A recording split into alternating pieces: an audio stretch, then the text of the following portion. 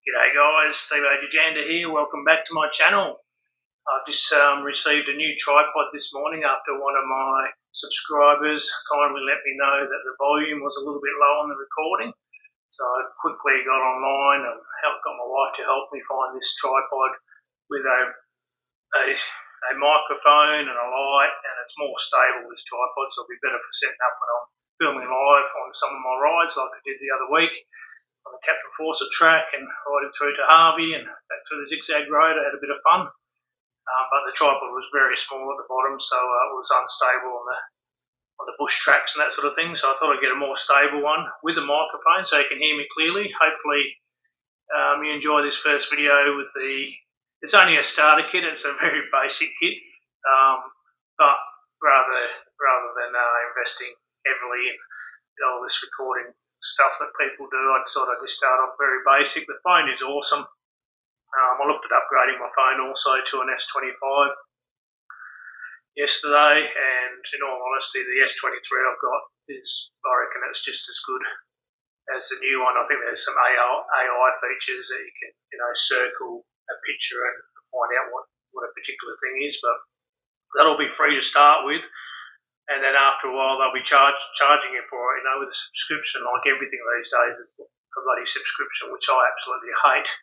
The only thing that I subscribe to when I'm on my adventures is for my InReach Mini Garmin.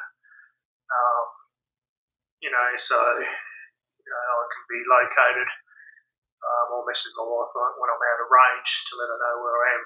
Other than that, I hate subscriptions and I try and avoid them at all costs. So yeah, just thought I'd do a quick little video in the nice panoramic view. I just did a short one before this one to post on Facebook to let you know what I'm up to. This is a good little bit of kit. It's got a nice light on it. I just took a few small batteries that didn't come with it, but that's fine. I had a few in the house anyway. Microphone, and it's got a built-in spirit level. I've got a photo that I think I'll put on my Facebook page. It's a cheap as anything, and just to get me started with doing a bit more recording, becoming a better talker on these live videos that I'm doing now, speaking for the first time. Something new I thought I'd do. I think it'll be good. I've gained quite a few followers. I'm quite surprised. Like my followings even on Facebook, they dropped below 5,200 because I wasn't doing any original content. But as soon as I started doing these videos, immediately I gained, it's only 20 or 22 subscribers, but for me that's awesome. I'm like, shit, there's people that want to listen to some of my stories of me talking about them, so that's really good. But also on Facebook, I've gotten back over 5,200 followers now, which is.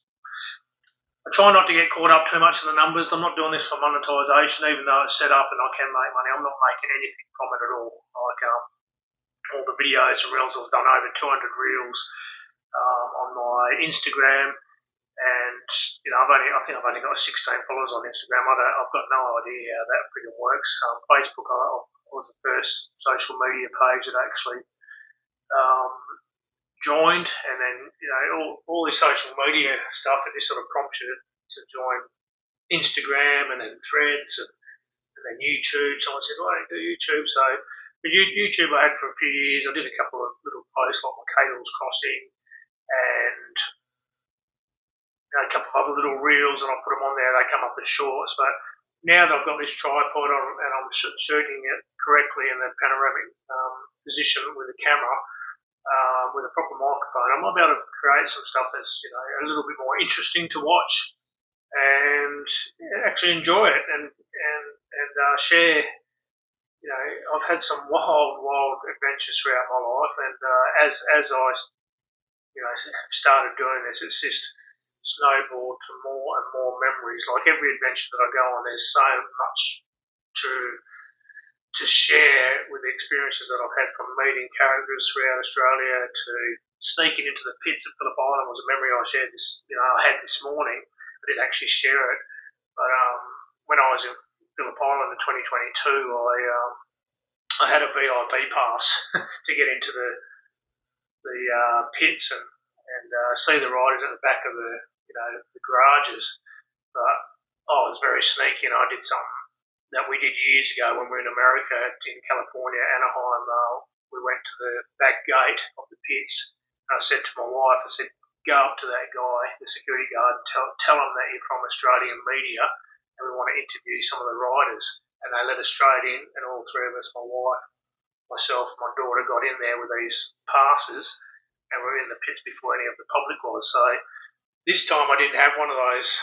I didn't have my wife with me for starters, so I couldn't use her because she's more innocent than me. But anyway, I just thought, fuck it, I'm going to go straight up to the security and say, g'day. What I did was I turned my VIP pass around the opposite way. I said, g'day, I'm from media, such and such. Can't even remember what I said because I was buzzing so much. And the lady waved me through. I said, no worries, go through. And then right there, as I walked into the pit lane, was Pecco and Jack Miller on the Ducatis.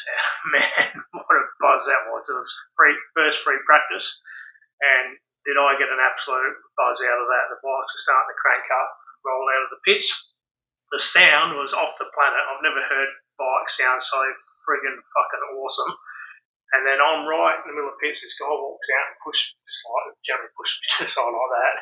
And then the mechanic comes out with Pecco's bike, and they put the machine on, ball crank it up, he mounts his bike, I get that video, and then I swirl around and there's Jack Miller, he walks out, does a little punch to the mechanic with his fist, and they crank his bike up, and I got them both taken off for their free practice out of the pits from Phillip Island. Now that was purely because when I go on an adventure, whether it's America or I'm travelling 10,000 k's to the centre of Australia up to the lines down and down the east coast of Phillip Island, I'll make sure I make the most of it when I get to these places. So I took a chance and I got in there, and then after that happened, this big 6'8" friggin' Italian dude come up and said, "What are you doing?" I said, "I'm from Australian media," looking up at this friggin' huge bloke.